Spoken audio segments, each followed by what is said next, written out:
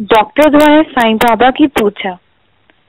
तात्या साहब नुलकर अपने डॉक्टर मित्र के साथ साईं बाबा के दर्शन करने के लिए शिरडी आए थे। मस्जिद में पहुंचकर उन्होंने बाबा के दर्शन कर उन्हें प्रणाम किया और कुछ देर तक वहीं पर बैठे रहे।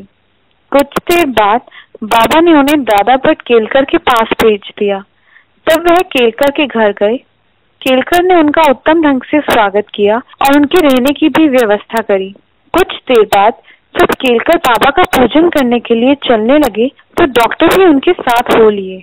मस्जिद पहुंचकर पहले केलकर ने बाबा का पूजन किया, फिर डॉक्टर ने बाबा का पूजन किया और पूजन करते हुए पूजा की थाली में से चंदन लेकर बाबा के मस्तक पर त्रिपुंड आकार का तिलक लगा दिया।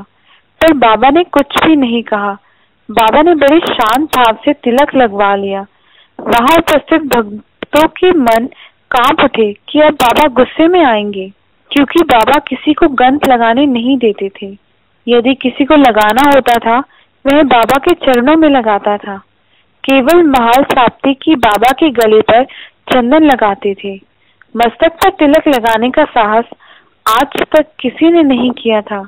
डॉक्टर इस बात को नहीं जानते थे, पर सबसे आश्चर्यजनक बात यह थी कि जब डॉक्टर ने बाबा के मस्तक पर त्रिपुंड आकार का तिलक लगाया तो बाबा कुछ भी नहीं बोले और ना बाबा को गुस्सा ही आया, ना बाबा ने मना किया।